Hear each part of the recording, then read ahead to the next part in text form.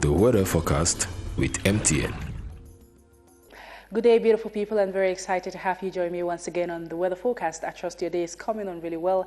Apart from light showers expected in parts of the center and the northwest regions, we look forward to a really bright day characterized by sunshine. So you may want to step out in really light clothing, and temperatures today may get as high as 36 to 37 degrees in the north and far north regions. The Adamawa center, east, littoral, and the southwest regions may get as high as 30 to 33 degrees. Meanwhile, the northwest, west, and the south regions may get a maximum of 29 degrees. In detail, we move over to the Adamawa region, where we expect sunshine to dominate the entire region this afternoon and no chance of precipitation by evening, with temperatures between 21 to 23 degrees. Next, we go on to the center, where light showers are expected in Ezeka, Ngumu, and Akololinga this afternoon, and by evening, no precipitation is expected in the entire center region. And lastly, we go to the northwest, where light showers are expected in Wum, Fundong, and Kumbo this afternoon, and no precipitation in the entire northwest region by evening. I encourage you to find time and go see what the Saddle Hill Ranch of Bafut looks like. Thank you for watching, and have a bright day.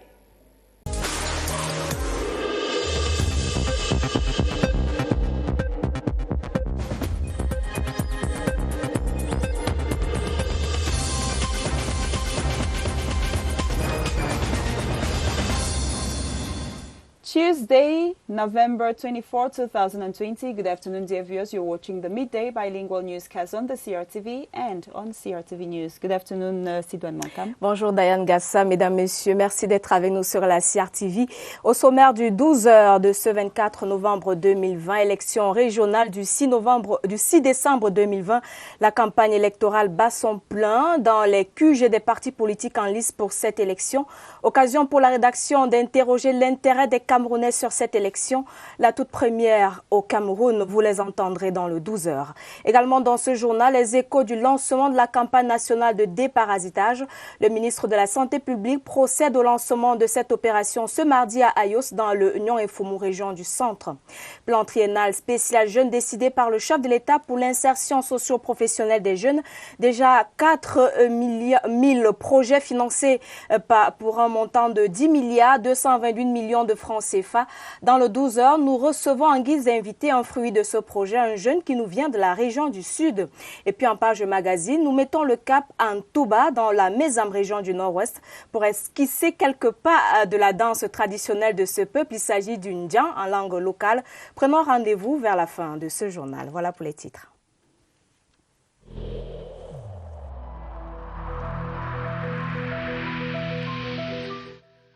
Le port du masque dans l'espace public restera obligatoire jusqu'à nouvel ordre.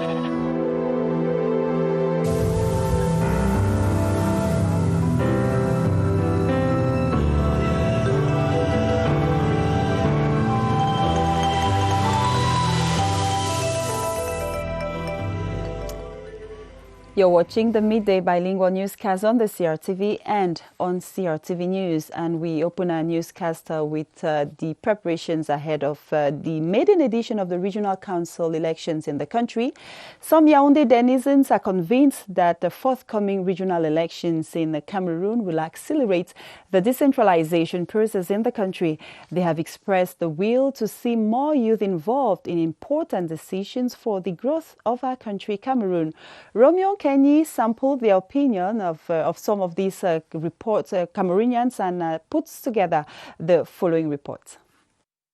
December 6, the day for the pioneer regional elections in Cameroon, is no longer far. The campaigns are on, and we end by midnight on December 5. At the polls, the local population will be represented by municipal councillors. I think it's a good thing, and we trust our government, so we think that everything will be okay. This is my first time to hear about a regional election. Now I think that if they can make it can be a good thing. The population wants a real development of their localities made by those councillors. From all indication, the idea is commendable by many. At the same time, the expectations are heightened. If the youth hope for greater job offers and an eminent inclusion in key decision-making, a pragmatic decentralization process tickle the minds of impatient denizens. They're going to help decentralization because decentralization is a very good thing. You know, before when we want to make any document or anything, we have too much difficulty to make it. Chiefs are those who are the ancestors, proprietor of our development. So it's a good thing if they are involved. One thing is crystal clear. The political race is on. The anxiety for a change is at crescendo, but the assessment of the first ever 900 regional councillors will only begin after the polls must have unfolded. And still in politics, 4 days since the launch of the campaign for the December 6 Regional Council election, and activities continue to heighten in the field and different media platforms. Different candidates are involved in proximity campaigns, which they believe would go a long way to woo more voters in their favor. Victor Siganon gives us some of the latest activities scheduled this day ahead of the elections in the country. Proximity campaign for the regional council elections are intensifying all over the country, with candidates vying for seats, multiplying strategies to hook voters. The Minister of Water and Energy, Gaston Elundu Esomba, chairman of the Divisional Campaign Committee in the Mefu and Akono Division, today organizes a solemn launching of campaign for the regional elections slated for December 6. Taking part are all party supporters of the locality. The president of the CPDN Leke East in Obala, Simon Pierre Ediba, is equally organizing a mobilization meeting as part of activities marking the regional elections. Members of CPDM, YCPDM and WCPDM sections of the Leke East and presidents of subsections will be taking part. In the same light, Honorable Roger Nkodondang, member of the Central Committee of the CPDM and president of the Divisional Campaign Commission of the Nyong and Fumu Division, Northeast Section, will be launching a campaign meeting at the Nkop Ndombo Municipal Council today. We round up our agenda on the latest on regional council elections with the meeting of CPDM members of the Mefu and Afamba. The meeting will be organized by the president of the CPDM electoral campaign in Mefu and Afamba to call on the unflinching support of CPDM members. And we continue with campaign news ahead of the forthcoming regional elections, and we are now taking you to the Northwest region, where CPDM members have been meeting in Mezam Division.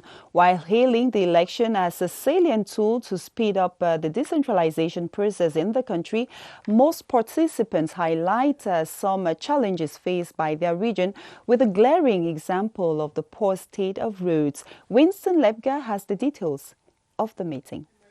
They are running unopposed here, and although the CPDM candidates are certain about their election, they know that holding office will entail a number of challenges which are centered around ushering in speedy development.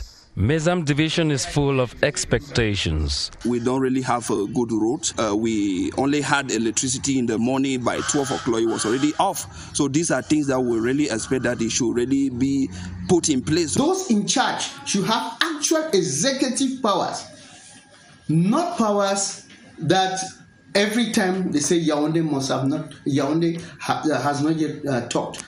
In Mezam, the CPDM officials say their candidates, just like all selected in the region, are people of timber and caliber. The inhabitants of Mezam hope they'll prove their mettle in their delicate task. Merci d'être avec nous sur la CRTV, mesdames, messieurs. Campagne électorale pour l'élection des conseillers régionaux le 6 décembre 2020. La campagne lancée samedi dernier est en cours sur l'ensemble du territoire national. Occasion pour nous de voir l'engouement des populations. S'intéresse-t-elle à cette élection qui est une grande première dans notre pays? Question posée à quelques habitants de la cité capitale par notre reporter Michel Renaud Ouandja. Les élections régionales qui se tiennent le 6 décembre prochain au Cameroun sont une grande avancée dans le processus de décentralisation. C'est la vision partagée par certains Camerounais rencontrés dans la capitale Yaoundé. Je pense que les élections régionales qui auront lieu le 6 décembre sont la bienvenue. Nous avions parlé de la décentralisation, je pense que c'est une très grande partie qui a commencé et nous voulons, n'est-ce pas, qu'à l'avenir, que les choses se passent ainsi afin que chaque contrée puisse se développer en soi-même. Ça va équilibrer plus des choses et ça va permettre que chaque Camerounais se sente plus en sécurité, se sente plus pris en charge, se sente plus concerné. Chacun vit à sa manière cette actualité. J'ai vu une banderole au niveau de son palais des élections régionales. Donc j'ai vu deuxième chef, deuxième degré et troisième degré apparemment. J'ai eu l'impression que ça concernait uniquement les chefs traditionnels. L'élection des conseillers régionaux suscite également des attentes chez d'autres. Nous pensons que les conseillers régionaux qui seront élus, n'est-ce pas, seront les ambassadeurs de tout ce qu'il y a comme préoccupation dans les différentes régions. La jeunesse que je représente, que je suis, j'attends personnellement l'ouverture pour les jeunes à pouvoir postuler, à obtenir l'emploi. Ces différentes opinions prouvent à suffisance l'intérêt que les populations accordent à l'évolution du Cameroun. Prenons à présent les nouvelles de la campagne sur le terrain avec le déploiement des partis politiques. Ce 24 novembre, par exemple, plusieurs meetings sont annoncés, notamment le RDPC dans la Mofouakono et le Nyong et Mfumu. Voici l'agenda de campagne que propose Christelle Fouda. Après un week-end de lancement de campagne timide, les candidats à l'élection des conseillers régionaux passent à l'offensive ce 24 novembre 2020. Dans la région du centre, les militants RDPC de la Haute-Sanaga se sont donné rendez-vous à la maison du parti de Nangaï Boko pour un giga-meeting présidé par Ismaël Pierre Bidongpat, président de la commission départementale de campagne. Dans la Moufou et à Kono, Gaston Elundou Somba, président de la commission départementale de campagne du RDPC, procédera au lancement des activités politiques au palais municipal de Ngoumou. La Moufou et Afamba, quant à elle, abritera l'entrée en campagne du chef de groupement Vok Amogo 1 en la personne de François Mfego Ongba et François Mfego Akono, chef de 3e degré près la communauté Mveleu. Le département de la Liquier, plus précisément le centre de documentation et d'information de la ville d'Obala, servira de cadre à la réunion de mobilisation convoquée par Simon-Pierre Ediba, président du bureau de la section RDPC Liquier-Est. Le docteur James Onobiono, président de la commission départementale de campagne du RDPC Djumbame Indoubou, présidera ce jour à 14h à la permanence du parti de Bafia au lancement de la campagne via un meeting. Dans le septentrion, spécifiquement dans la région du Nord, Léonel Todou, président de la commission départementale de campagne RDPC, dans le Mayo-Louti, présidera une réunion préparatoire au scrutin du 6 décembre 2020. Pour une campagne dans les règles et conforme à la réglementation, le ministre de l'administration territoriale pour la Tangandi porte à la connaissance des responsables des partis politiques en lice que la première tranche de la dotation allouée au titre du financement public de leurs activités politique sera servi au prorata des listes présentées et définitivement accepté ce même mardi à partir de 14h à Yaoundé. C'est le condensé de l'agenda politique de ce 24 novembre de l'an de grâce 2020. Thank you so much, Christelle, for that. And definitely tomorrow we'll be having the agenda of the day. We now talk something else. We are looking at the 3-year special youth plan put in place by the President of the Republic to facilitate the socio-economic integration of youth in Cameroon. Statistics indicate that more youth projects are maturing and are being validated across the country and hence systematically funded.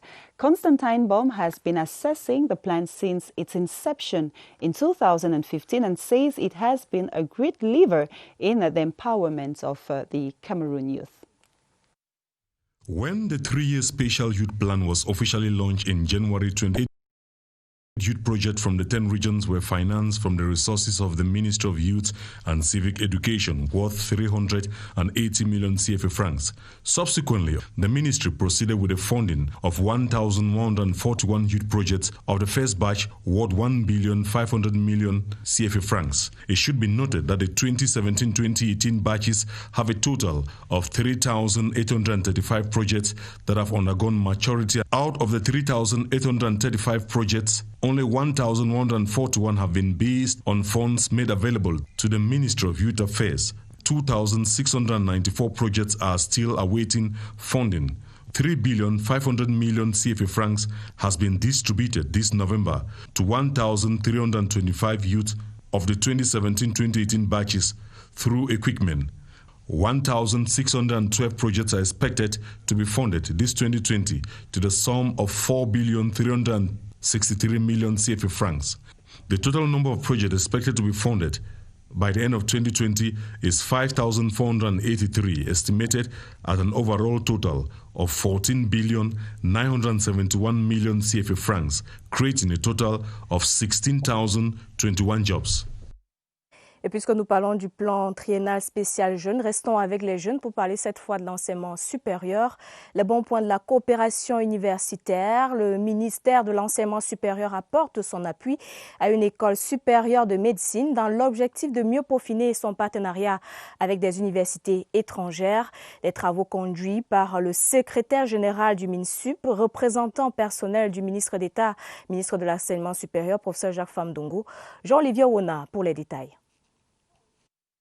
Le gouvernement camerounais a opté pour la coopération universitaire depuis longtemps.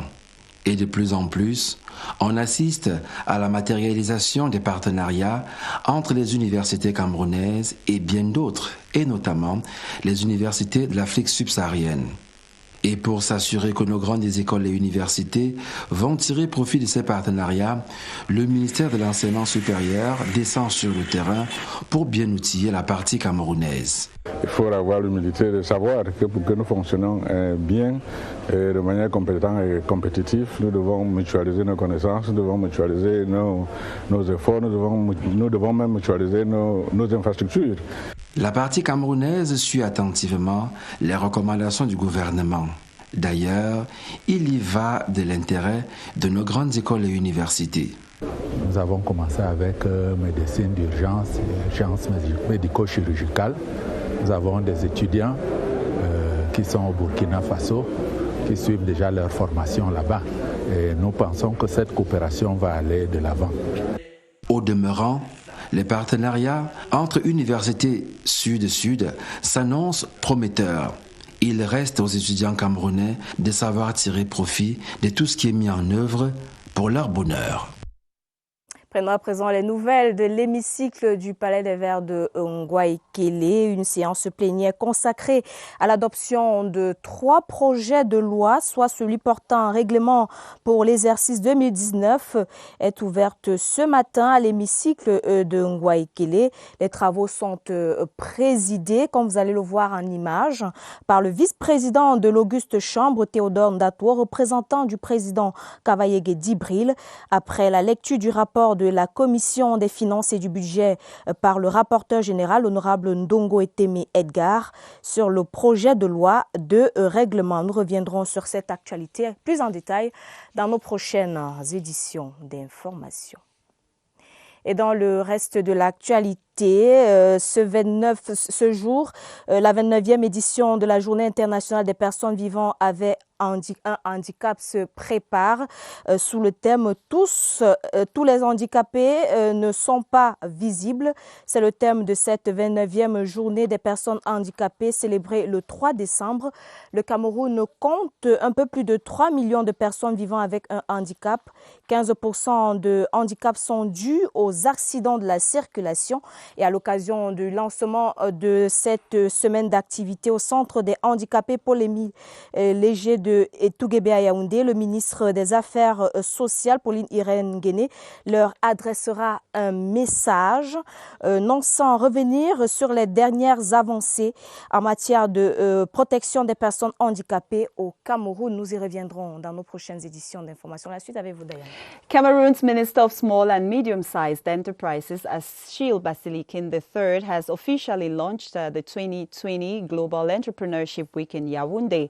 This was in a press briefing currently holding at the conference room of the ministry, where it has also been announced that the activity will end on the 27th of this month.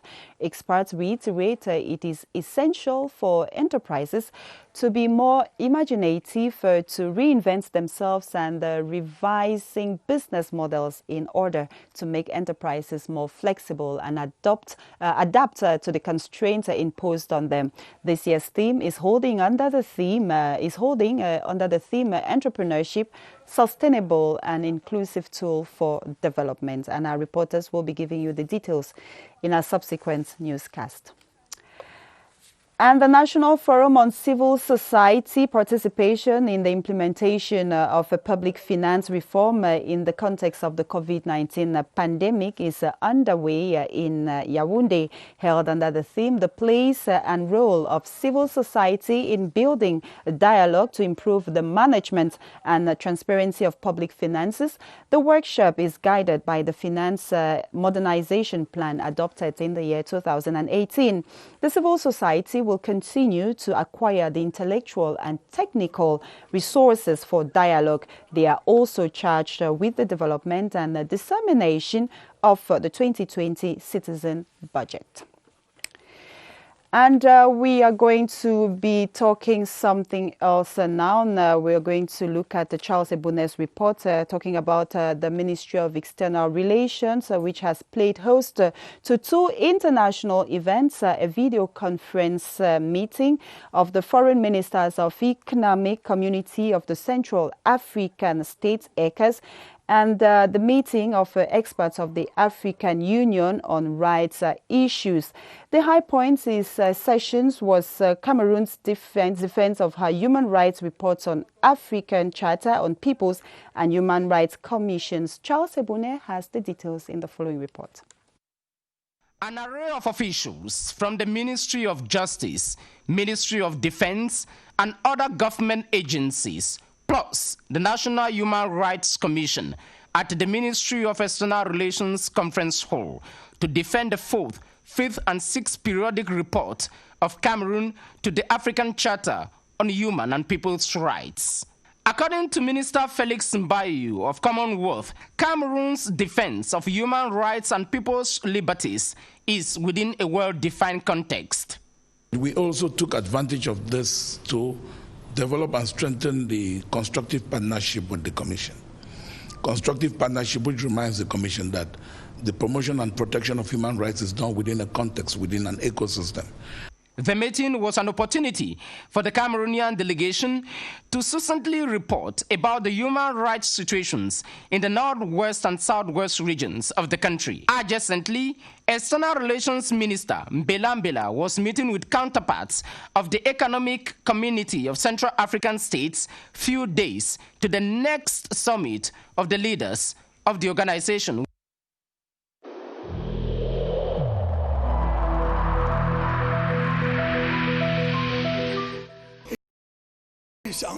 Each of us must comply with the measures that have been taken.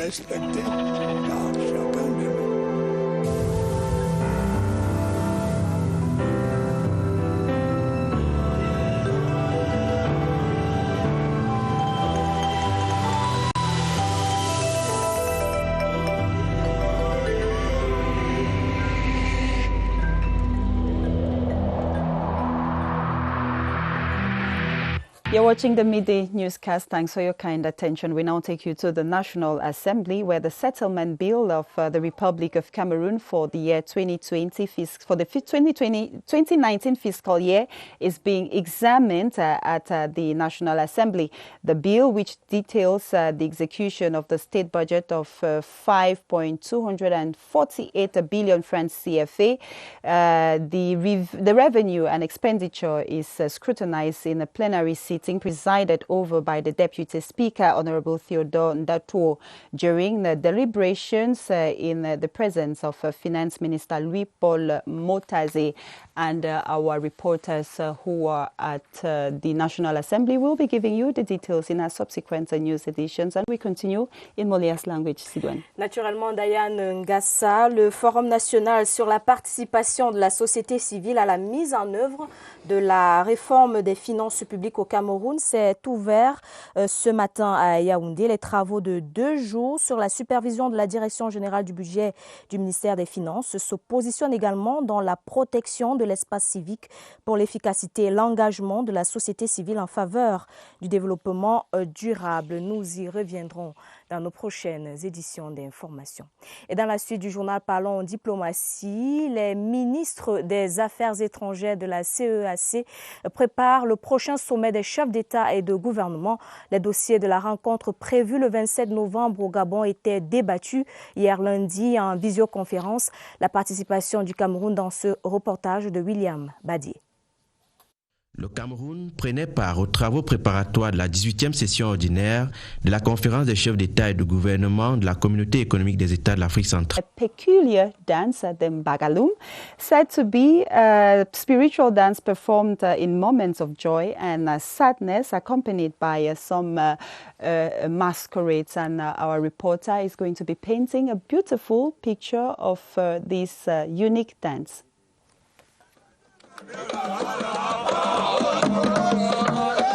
Des pas de danse bien coordonnés dans un environnement dominé par les montagnes couvertes de savanes humides du grassland. Ce dévouement est le travail artistique du groupe Diamants Cameroun Dance à Touba dans la Mézam. Et les pas de danse obéissent au rythme du bagalou. The name of our group is called German Cameroon Dance Group. Yeah, we call it German Cameroon because the founder of this group is based in Germany. It's a group that promotes the tradition and culture of the land. So it's a group that is being welcomed by the community.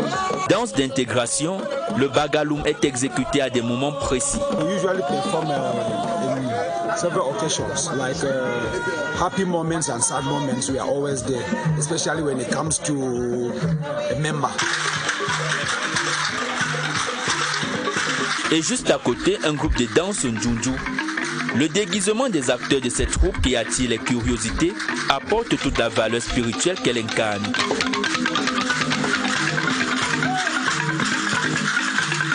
Pour les autorités traditionnelles des Bambouis, l'une des entités de l'arrondissement de Touba, les Njunju peuvent sortir à toutes les occasions, mais à des conditions bien définies.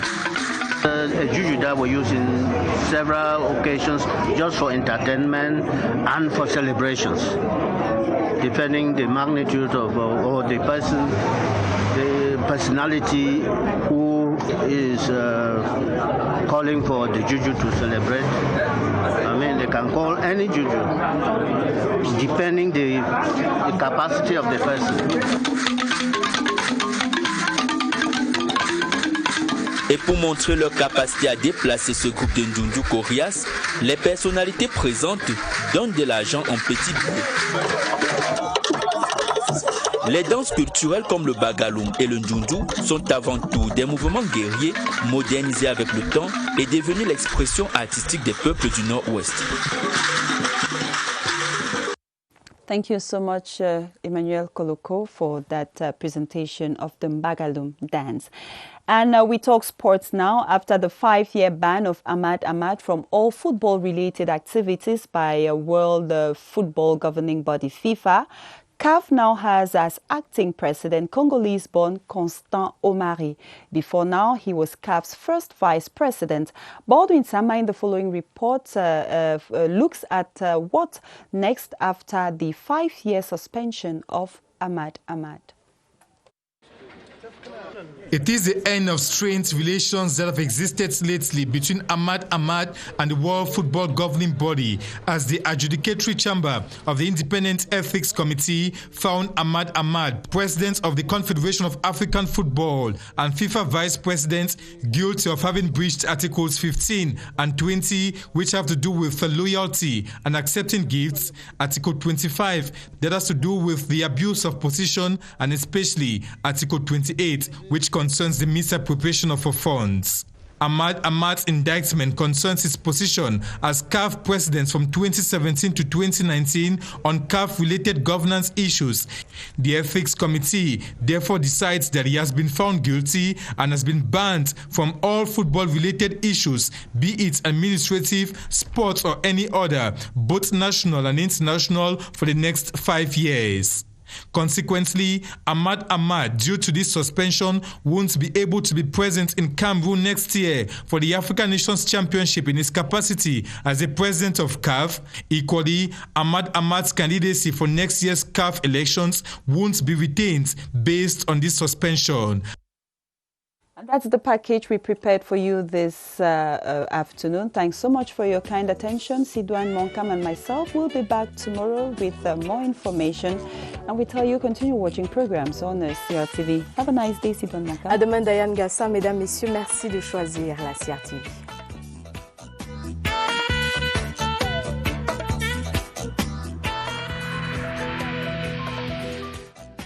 Le port du masque dans l'espace public restera obligatoire jusqu'à nouvel ordre.